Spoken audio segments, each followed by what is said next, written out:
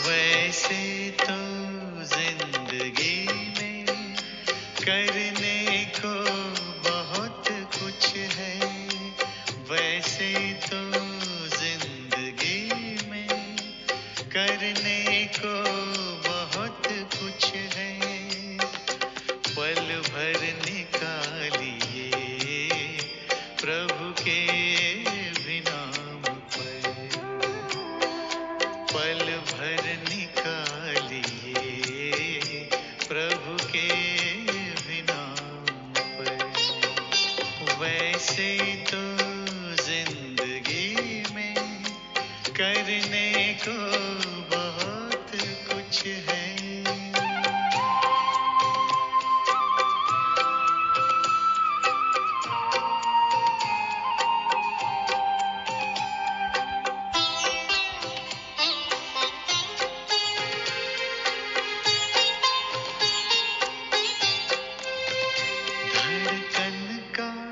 जब तलक है सीने में सिलसिला, धड़कन का जब तलक है सीने में सिलसिला, प्राणों का चल रहा है जब तक ये काफिला, रहबर बनाइए उसे जीवन की शाम तक,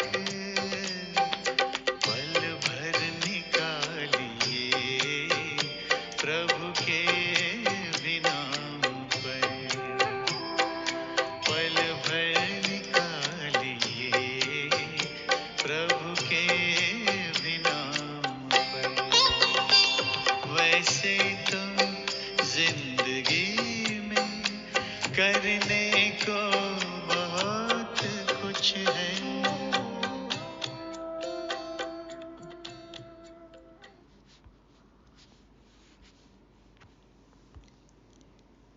ओम शांति। सभी दिव्य बुद्धिवान उत्साही कामधेनुओं को गॉडली मॉर्निंग और अव्यक्त बाप दादा मिलन की बहुत बहुत बधाइयाँ। रूहानी बाप आज हमें ऊंच पद पाने की, सदा खुश रहने की, कभी भी हमें अफसोस ना हो उसकी युक्तियाँ बताते हैं। बाबा आज हमें चौपचीनी माना हेल्थ टॉनिक वो भी पिलाएंगे। क्या है वो मुरली में समझेंगे। भक्ति मार्ग वालों को कैसे समझाना है, किन पॉइंट्स पर जोर देना है, उसका भी आज विस्तार है। जिंदगी में, जीवन में करने को तो बहुत कुछ है, लेकिन कुछ समय हमें भगवान के लिए निकालना है, प्रभु का नाम लेना है, प्रभु को याद करना है और प्रभु क्या कहते हैं वो सुनना है, मानना है। तो आज तारीख है 2/2/2004। तो माया से तो रोज ही हमारे 2 हाथ होते हैं, हम माया से 2-4 होते हैं ना। तो कैसे बनना है माया जीत, जानने के लिए सुनते हैं शिव भगवान वाच। मीठे बच्चे, ऊंच पद पाने के लिए बाप तुम्हें जो पढ़ाते हैं उसे ज्यों का त्यों धारण करो, सदा श्रीमत पर चलते रहो। ऊंच पद पाना है तो बाबा हमें जो पढ़ाते हैं हमें अक्षरशः उसका पालन करना है, धारणा स्वरूप बनना है, श्रीमत में मनमत मिक्स नहीं करनी है। हाँ, तो बाबा कहते हैं जो पढ़ाते हैं उसे ज्यों का त्यों धारण करो, सदा श्रीमत पर चलो तो मिलेगा ऊंच पद। प्रश्न है, कभी भी अफसोस न हो उसके लिए किस बात पर अच्छी तरह विचार करो। कोई भी चीज़ का हमें अफसोस ना हो उसके लिए क्या करें, कौन सा पाठ पक्का होना चाहिए। बाबा उत्तर में कहते, हर एक आत्मा जो पाठ बजा रही है वह ड्रामा में एक्यूरेट नूंधा हुआ है। यह अनादि और अविनाशी ड्रामा है। इस बात पर विचार करो तो कभी भी अफसोस नहीं हो सकता। सामने वाली आत्मा जो कर रही है वो एक्यूरेट है, वही करना लिखा है, माना पहले भी वो कर चुकी है, वैसा ही ड्रामा में नूंद है, इसलिए अफसोस नहीं करना है, आश्चर्य नहीं करना है, हलचल में नहीं आना है। बाबा कहते हैं ड्रामा अनादि है, अविनाशी है, एक्यूरेट है। अफसोस उन्हें होता जो ड्रामा के आदि मध्य अंत को रियलाइज नहीं करते हैं। तुम बच्चों को इस ड्रामा का ज्यों का त्यों साक्षी होकर देखना है। इसमें रोने रूसने की कोई बात नहीं। ड्रामा में है इसलिए वो आत्मा इस तरह से पार्ट बजा रही है, इस तरह से डायलॉग बोल रही है। तो जो जैसे कर रहा है हमें एज इट इज़ वैसे ही साक्षी होकर देखना है। रोना रूठना या क्रोधित नहीं होना है, हलचल में नहीं आना है। तो ये ड्रामा का पॉइंट हमारे व्यवहारिक जीवन के लिए, प्रैक्टिकल लाइफ के लिए बहुत ही इम्पोर्टेंट है, इसको पक्का करना है। ओम शांति। रूहानी बाप बैठ रूहानी बच्चों को समझाते हैं कि आत्मा कितनी छोटी है, बहुत छोटी है, और छोटी सी आत्मा से शरीर कितना बड़ा देखने में आता है। छोटी आत्मा अलग हो जाती है तो फिर कुछ भी नहीं देख सकती। आत्मा के ऊपर विचार किया जाता है, इतनी छोटी बिंदी क्या क्या काम करती है। मैग्नीफाई ग्लास होते हैं, मैग्नीफाइंग ग्लास होते हैं ना, जिससे छोटी चीज़ बड़ी दिखती है। लेंस ऐसा होता है जिसमें सब कुछ बड़ा दिखता है, उनसे छोटे छोटे हीरों को देखा जाता है, कोई दाग आदि तो नहीं है।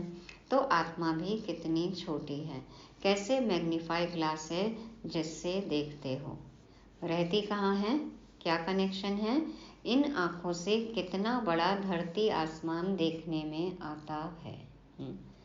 मैग्नीफाइंग ग्लास से भी क्या हम आत्मा को देख सकते हैं, दिव्य नेत्रों से देख सकते हैं ना, दिव्य दृष्टि से देख सकते हैं, अनुभव कर सकते हैं। तो बाबा कहते हैं कि इन आँखों से कितना बड़ा धरती आसमान देखने में आता है। बिंदी निकल जाने से कुछ नहीं रहता, जैसे बिंदी बाप वैसे बिंदी आत्मा। देखो इतने बड़े शरीर से यदि बिंदी आत्मा निकल गई तो इतना बड़ा शरीर भी कुछ नहीं देख सकता है ना, आंखें कुछ काम की नहीं रहती। तो बाबा कहते हैं जैसे बिंदी बाप है वैसे बिंदी आत्मा है। इतनी छोटी आत्मा प्योर इम्प्योर बनती है। यह बहुत विचार करने की बातें हैं, दूसरा कोई नहीं जानते आत्मा क्या है, परमात्मा क्या है। इतनी छोटी आत्मा शरीर में रह क्या क्या बनाती है, क्या क्या देखती है। उस आत्मा में सारा पाठ भरा हुआ है 84 का। कैसे वह काम करती है, वंडर है। इतनी छोटी सी बिंदी में 84 जन्मों का पाठ नूंधा हुआ है। एक शरीर छोड़ दूसरा लेती है, शरीर से आत्मा निकल गई तो शरीर मर गया। कितना बड़ा शरीर है और कितनी छोटी आत्मा है। यह भी बाबा ने बहुत बार समझाया है कि मनुष्यों को कैसे पता पड़े कि यह सृष्टि का चक्र हर 5000 वर्ष बाद फिरता है। बाबा कहते हैं कैसे समझाना है कि सृष्टि चक्र 5000 वर्ष का चलता है, हर 5000 वर्ष बाद फिरता है। फलाना मरा यह कोई नई बात नहीं, उनकी आत्मा ने यह शरीर छोड़ दूसरा लिया।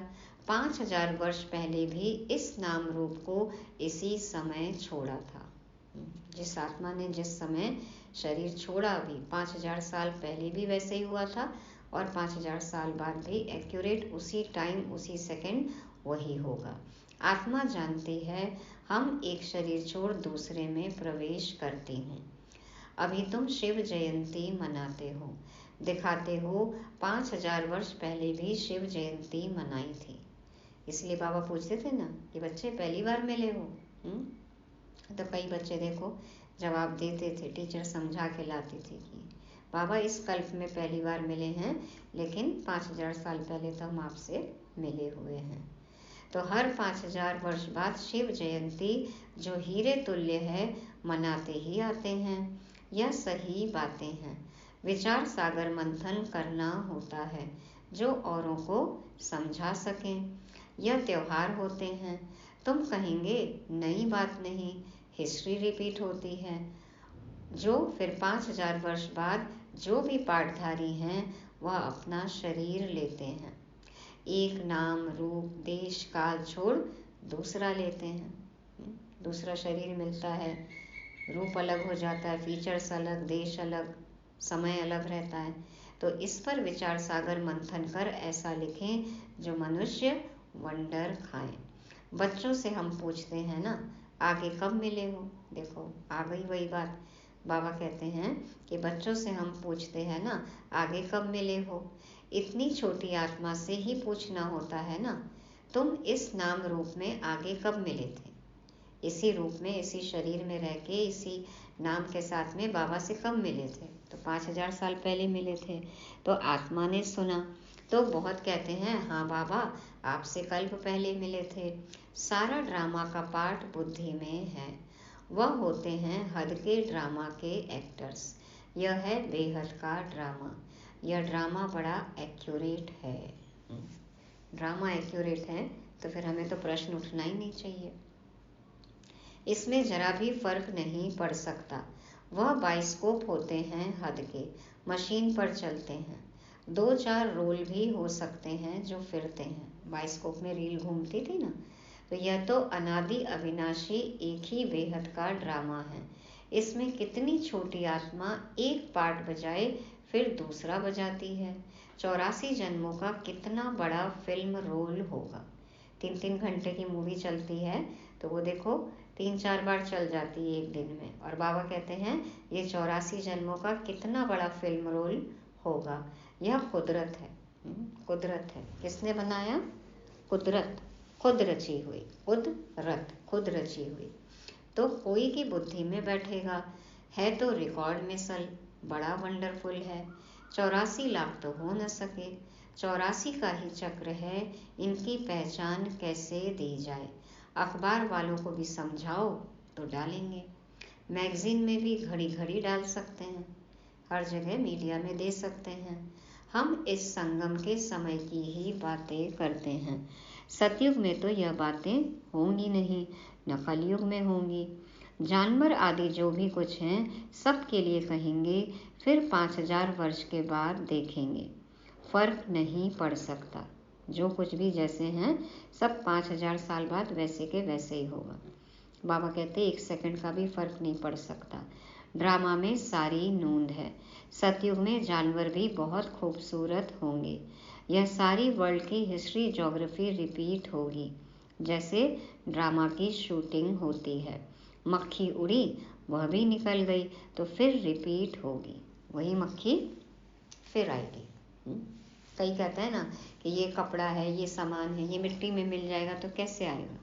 मिल जाएगा हाँ, और फिर देखो रिसाइकल हो गया, फिर बनेगा, वैसे ही फिर आएगा।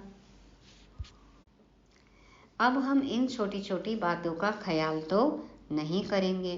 पहले तो बाप खुद कहते हैं हम कल्प कल्प संगम युगे इस भाग्यशाली रथ पर आता हूँ। आत्मा ने कहा कैसे इसमें आते हैं, इतनी छोटी बिंदी है। उनको फिर ज्ञान का सागर कहते हैं।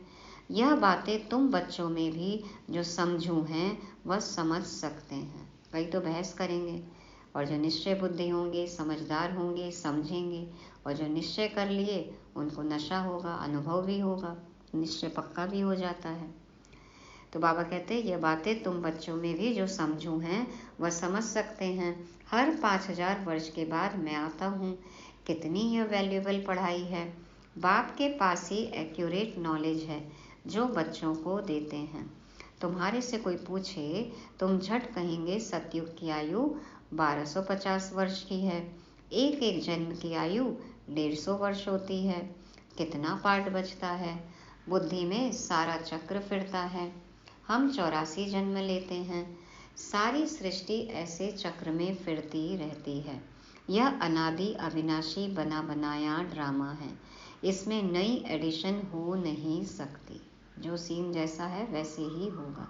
नया सीन नहीं ऐड हो सकता है, और ना डिलीट हो सकता है, ना कट हो सकता है, ना एडिट हो सकता है।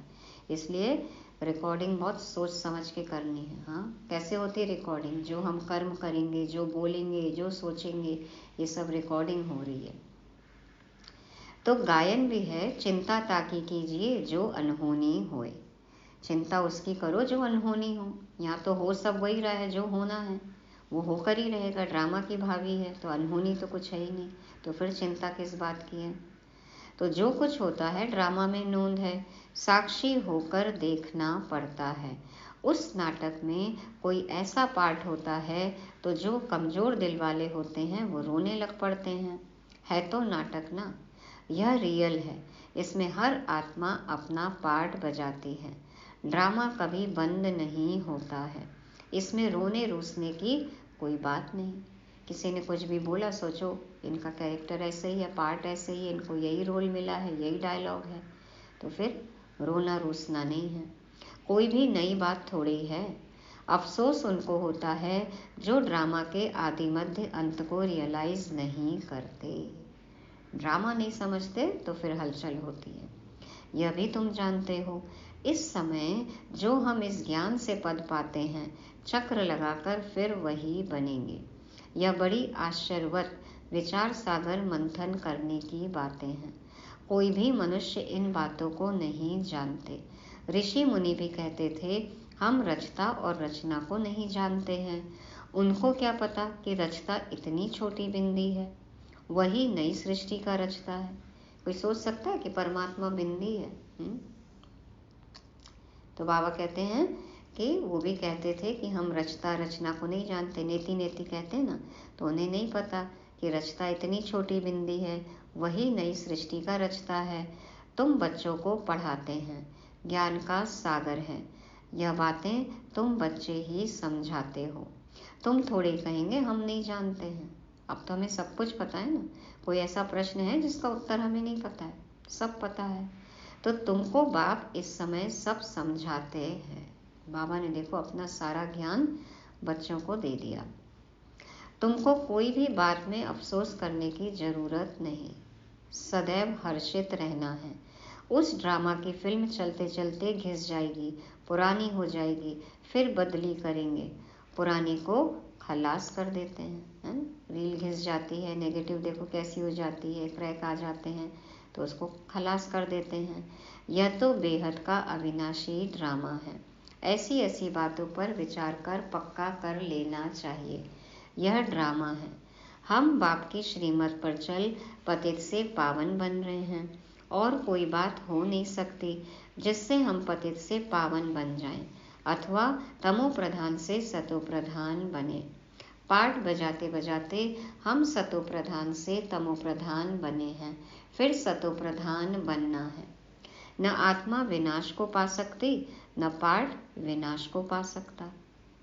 आत्मा भी अविनाशी है और जो पाठ मिला है वो भी अविनाशी है। ऐसी ऐसी बातों पर कोई का विचार नहीं चलता। मनुष्य तो सुनकर वंडर खाएंगे। वह तो सिर्फ भक्ति मार्ग के शास्त्र ही पढ़ते हैं। रामायण, भागवत, गीता आदि वही है। इसमें तो विचार सागर मंथन करना होता है। बेहद का बाप जो समझाते हैं उसको ज्यों का त्यों हम धारण कर लें तो अच्छा ही पद पा लें। बाबा जो कहते हैं यदि हम उनका कहना मान लें तो बहुत ऊंचा पद मिलेगा। सब एक जैसी धारणा नहीं कर सकते हैं। कोई तो बहुत महीनता से समझाते हैं। हाँ, देखो कितनी अच्छी चर्निंग होती है, विचार सागर मंथन करते हैं। आजकल जेल में भी भाषण करने जाते हैं, वेश्याओं के पास भी जाते हैं, गूंगे बहरों के पास भी बच्चे जाते होंगे, क्योंकि उन्हों का भी हक है ना। उनकी भी भाषा होती है, ब्रेल लिपि होती है, अंधों की होती है ना। और गूंगे बहरों को भी हाथ के भाषा से समझाते हैं, एक्शन होते हैं, वो समझते हैं। तो बाबा कहते हैं उन्हों का भी हक है, इशारे से समझ सकते हैं। आत्मा समझने वाली तो अंदर है ना, चित्र सामने रख दो, पढ़ तो सकेंगे ना, बुद्धि तो आत्मा में है ना। देखो बाबा कितनी युक्तियां बता रहे हैं कि सबको समझाओ। भल अंधे लूले लंगड़े हैं, परंतु कोई न कोई प्रकार से समझ सकते हैं। अंधों के कान तो हैं। तुम्हारा सीढ़ी का चित्र तो बहुत अच्छा है।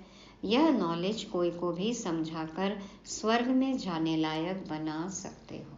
कोई न कोई युक्ति निकालो, विधि निकालो, जिससे हर एक आत्मा को समझाया जा सकता है, सभी को स्वर्ग में जाने के लायक बना सकते हैं। आत्मा बाप से वर्षा ले सकती है, स्वर्ग में जा सकती है, करके ऑर्गन्स डिफेक्टेड हैं। स्वर्ग में तो जा सकती है, लेकिन ऑर्गन्स डिफेक्टेड हैं तो कोई बात नहीं, समझ तो सकते हैं ना किसी किसी रीति। वहाँ तो लूले लंगड़े होते नहीं, यहाँ पे सबके किसी के अपने कर्मों अनुसार ऑर्गन्स तो डिफेक्टेड हैं, लेकिन बाबा कहते हैं कलयुग में है ये। वहाँ पे सतयुग में तो लूले लंगड़े होते नहीं, वहाँ आत्मा और शरीर दोनों कंचन मिल जाते हैं। प्रकृति भी कंचन है, नई चीज जरूर सतो प्रधान होती है। मटेरियल अच्छा है तो प्रोडक्ट तो अच्छा हो गई ना, आत्मा अच्छी तो शरीर भी अच्छा मिलता है, पवित्र मिलता है, क्योंकि प्रकृति भी तत्व भी अच्छे हैं, तो फिर शरीर भी कंचन काया। और नई चीज तो सतो प्रधान होती है। यह भी ड्रामा बना हुआ है, एक सेकंड न मिले दूसरे से, कुछ न कुछ फर्क पड़ता है। और एक सेकंड में अलग अलग पार्ट है, अलग अलग सीन है। ऐसे ड्रामा को ज्यों का त्यों साक्षी होकर देखना है। यह नॉलेज तुमको अब मिलती है, फिर कभी नहीं मिलनी है। ये नॉलेज अभी मिली, पहले नहीं मिली और आगे भी नहीं मिलेगी। जो है बस अभी है, अभी ही मिलती है, फिर कभी नहीं मिलती। 5000 साल बाद ही मिलेगी फिर। आगे यह नॉलेज थोड़ी थी, यह अनादि अविनाशी बना बनाया ड्रामा कहा जाता है। इसको अच्छी रीति समझ और धारण कर किसी को समझाना है। तुम ब्राह्मण ही इस ज्ञान को जानते हो। ये ज्ञान क्या है? बाबा कहते हैं यह तो चौकचीनी तुमको मिलती है। हाँ, ताकत की दवा, हेल्थ टॉनिक। आजकल देखो ताकत के लिए क्या क्या नहीं घोल के पीते हैं, है ना। तो ये चौकचीनी है, ताकत की दवाई है। अच्छे से अच्छी चीज की महिमा की जाती है। तो ज्ञान का एक एक पॉइंट हमारे लिए शक्ति भरने का काम करता है। बाबा की याद, ज्ञान से शक्ति मिलती है। तो अच्छे से अच्छी चीज की महिमा की जाती है। नई दुनिया कैसे स्थापन होती है, फिर से यह राज्य कैसे होगा, तुम्हारे में भी नंबरवार जानते हैं। जो जानते हैं वह दूसरों को समझा भी सकते हैं। समझाना है ना कि जिंदगी में तो काम चलता ही रहेगा, ये जैसा जो चीज चल रहा है चलता ही रहेगा, लेकिन कुछ समय तो हम निकाले भगवान के लिए, प्रभु के लिए, खुद में ताकत भरने के लिए, है ना। वही हमें ताकत दे सकते हैं, आत्मा को शक्तिशाली बना सकते हैं। तो इस तरह से समझाना है सबको। बहुत खुशी रहती है, किन्हों को तो पाई की भी खुशी नहीं है। सबका अपना अपना पार्ट है। जिनको बुद्धि में बैठता होगा, विचार सागर मंथन करते होंगे, तो दूसरों को भी समझाएंगे। तुम्हारी यह है पढ़ाई, जिससे तुम यह बनते हो। तुम कोई को भी समझाओ कि तुम आत्मा हो। आत्मा ही परमात्मा को याद करती है। आत्माएं सब ब्रदर्स हैं। कहावत है गॉड इज वन। कहते हैं ना, भगवान एक है, ईश्वर एक है, अल्लाह एक है। बाकी सब मनुष्यों में आत्मा है। सब आत्माओं का पारलौकिक बाप एक है। जो पक्के निश्चय बुद्धि होंगे, उनको कोई फिरा नहीं सकते। निश्चय हो गया, अनुभव हो गया, अब कोई हिला सकता है, डिगा सकता है, बुद्धि में दूसरी बात भर सकता है?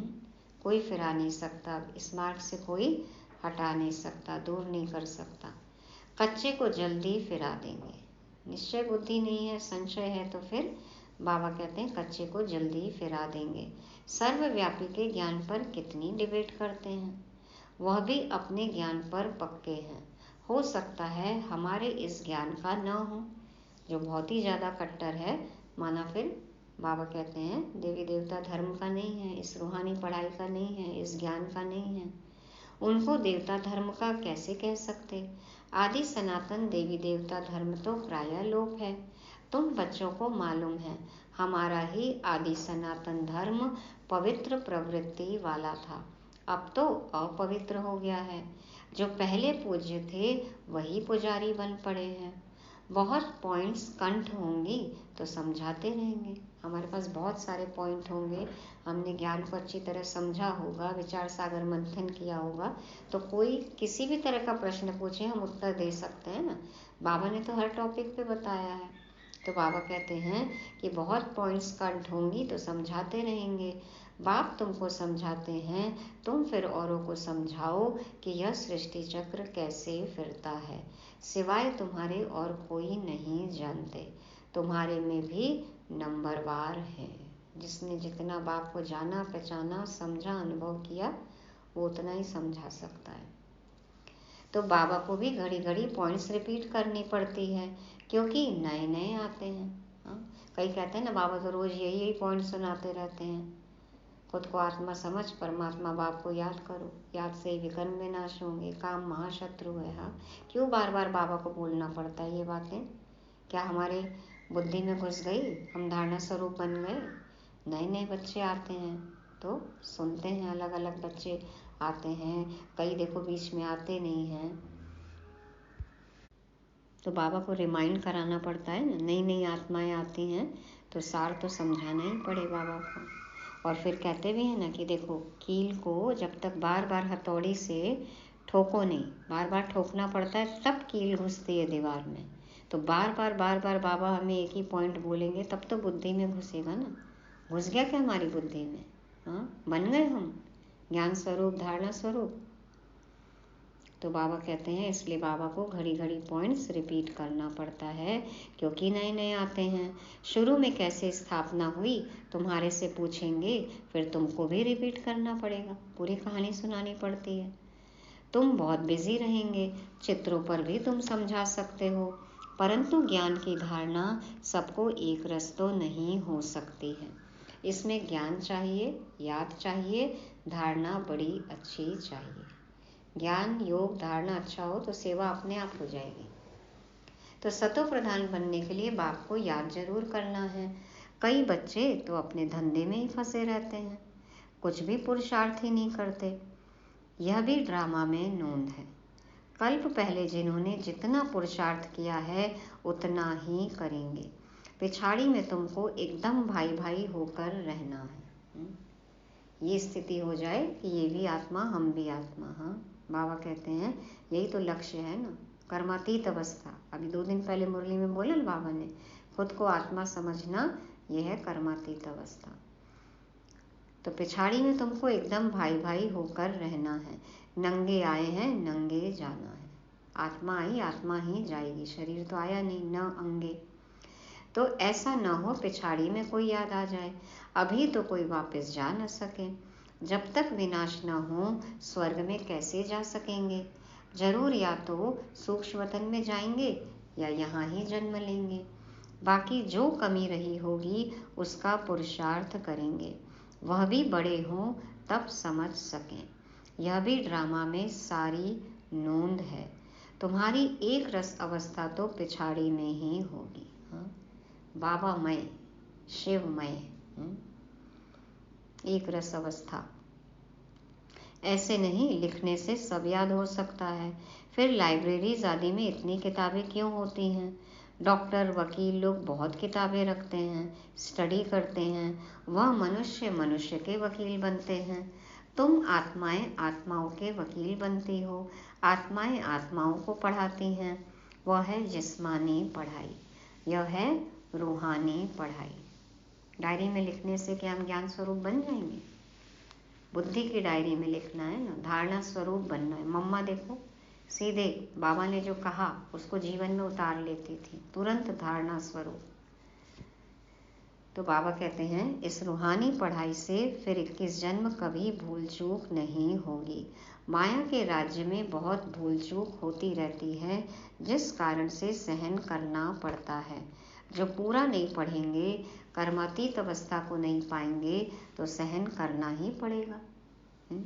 कर्मातीत अवस्था नहीं हुई है, अभी भी यदि किसी भी कर्म के फल से हम प्रभावित हो रहे हैं, माना फिर सहन तो करना ही पड़ेगा, कर्मातीत अवस्था नहीं है। फिर पद भी कम हो जाएगा। विचार सागर मंथन कर औरों को सुनाते रहेंगे, तब चिंतन चलेगा। बच्चे जानते हैं कल्प पहले भी ऐसे बाप आया था, जिसकी शिव जयंती मनाई जाती है। लड़ाई आदि की तो कोई बात नहीं, वह सब है शास्त्रों की बातें। यह पढ़ाई है। आमदनी में खुशी होती है, कमाई होती है तो खुशी होती है ना। जिनको लाख होते हैं उनको जास्ती खुशी होती है। कोई लखपति भी होते हैं, कोई कखपति भी होते हैं, अर्थात थोड़े पैसे वाले भी होते हैं। तो जिसके पास जितने ज्ञान रत्न होंगे उतनी खुशी भी होगी। जिसके पास जितने ज्ञान रत्न, जितने ये वैल्यूएबल हीरे जवाहरात, कौन से ज्ञान के पॉइंट्स, जिसके पास जितना खजाना होगा वो उतना खुश होगा। अच्छा, मीठे मीठे से खिलते बच्चों प्रति माता पिता बाप दादा का याद प्यार और गुड मॉर्निंग। रूहानी बाप की रूहानी बच्चों को नमस्ते। हम रूहानी बच्चों की रूहानी बाप दादा को याद प्यार, गुड मॉर्निंग और नमस्ते। शुक्रिया बाबा, शुक्रिया। धारणा के लिए मुख्य सार। पहला पॉइंट, विचार सागर मंथन कर स्वयं को ज्ञान रत्नों से भरपूर करना है। ड्रामा के राज को अच्छी रीति समझकर दूसरों को समझाना है। किसी भी बात में अफसोस न कर सदा हर्षित रहना है। दूसरा, अपनी अवस्था बहुत काल से एक रस बनानी है, ताकि पिछाड़ी में एक बाप के सिवाय दूसरा कोई भी याद न आए। अभ्यास करना है, हम भाई भाई हैं, अभी वापस जाते हैं। वरदान है, अलबेलेपन की लहर को विदाई दे, सदा उमंग उत्साह में रहने वाली समझदार आत्मा भव। अलबेलेपन की लहर को विदाई दे, सदा उमंग उत्साह में रहने वाली समझदार आत्मा भव। अभी 2 दिन पहले भी कहा ना बाबा ने, हिम्मत और उमंग उत्साह का पंख लगाकर उड़ती कला में हमेशा उड़ते रहना है। तो कैसे समझदार आत्मा बनेंगे? बाबा समझाते हैं, कई बच्चे दूसरों को देखकर स्वयं अलबेले हो जाते हैं। सोचते हैं ये तो होता ही है, चलता ही है। क्या एक ने ठोकर खाई तो उसे देखकर अलबेलेपन में आकर खुद भी ठोकर खाना, यह समझदारी है? कोई गिरा, उसको देखकर हम भी गिर जाएं, तो ये क्या समझदारी है? बाप दादा को रहम आता है कि ऐसे अलबेले रहने वालों के लिए पश्चाताप की घड़ियां कितनी कठिन होंगी। इसलिए समझदार बन अलबेलेपन की लहर को, दूसरों को देखने की लहर को मन से विदाई दो। औरों को नहीं देखो, बाप को देखो। बाबा ने कभी नहीं कहा कि फॉलो ब्रदर सिस्टर, बाबा ने कहा ना फॉलो फादर, क्योंकि पता है बच्चे आपस में एक दूसरे को देखकर गिरते रहते हैं, हाँ, बहाने बनाते हैं, बाबा को अपनी मुरली सुनाते हैं कि बाबा ऐसे नहीं ऐसे, बहानेबाजी करते हैं। तो बाबा कहते हैं फॉलो फादर। बाबा ने कभी नहीं कहा कि औरों को देखो, बाप को देखो। समझदारी किस में है? समय पता है ना कौन सा चल रहा है। तो अंत में पश्चाताप ना हो, इसके लिए बाबा हमें रोज रोज समझाते हैं कि बच्चे आलस अलबेलापन ना करो, गफलत ना करो। कोई गिरा, उसको देखकर आप मत गिरो। उसने ठोकर खाई, आप ठोकर मत खाओ, संभल जाओ। तो सदा उमंग उत्साह में रहना है, अलबेलेपन को विदाई देना है, समझदारी दिखानी है। स्लोगन, वारिस क्वालिटी तैयार करो, तब प्रत्यक्षता का नगाड़ा बजेगा। वारिस क्वालिटी तैयार करो, तब प्रत्यक्षता का नगाड़ा बजेगा। वारिस क्वालिटी किसको कहते हैं? बाबा ने बताया है ना, जो आपके पीछे आपकी गद्दी संभाल ले। लौकिक में भी वारिस उसी को कहते हैं ना।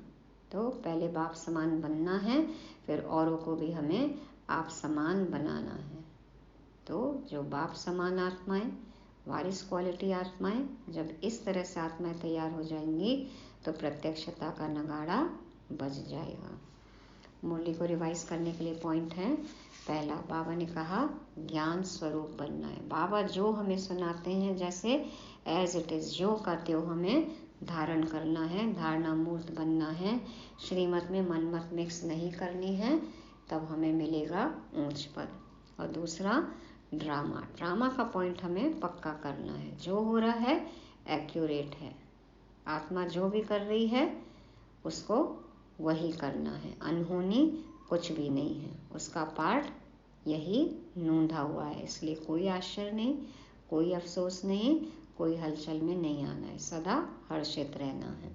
तीसरा, बाबा हमें चौकचीनी पिलाते हैं, चौकचीनी देते हैं, ज्ञान योग ये सब है ताकत की दवाई, आत्मा शक्तिशाली बनती है। चौथा, समझदार बनना है, समय को देखते हुए अब बिल्कुल भी गफलत नहीं करनी, अलबेलापन नहीं करना है। और पांचवा, वारिस बनना भी है और वारिस क्वालिटी की आत्माएं तैयार भी करनी है। बहुत सारे वारिस हो जाएंगे तो बाबा की प्रत्यक्षता अपने आप हो जाएगी। सन शोज फादर। ओम शांति।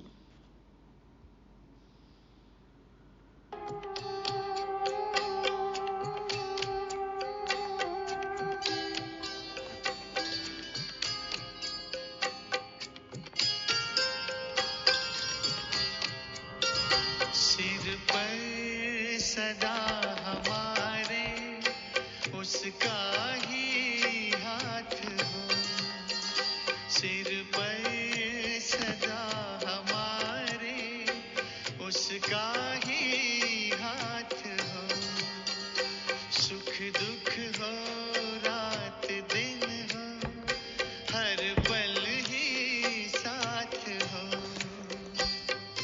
ऐसा न हो कि याद करें उसको काम पे, पल भर निकालिए प्रभु के भी नाम पे, पल भर निकालिए प्रभु के भी नाम पे।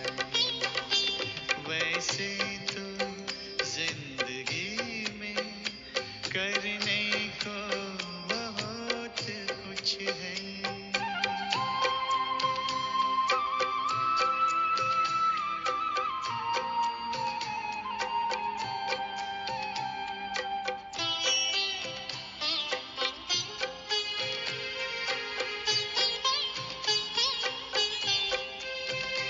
आंखें जो देखती हैं वो सब हैं मिटने वाले, आंखें जो देखती हैं वो सब हैं मिटने वाले, चलना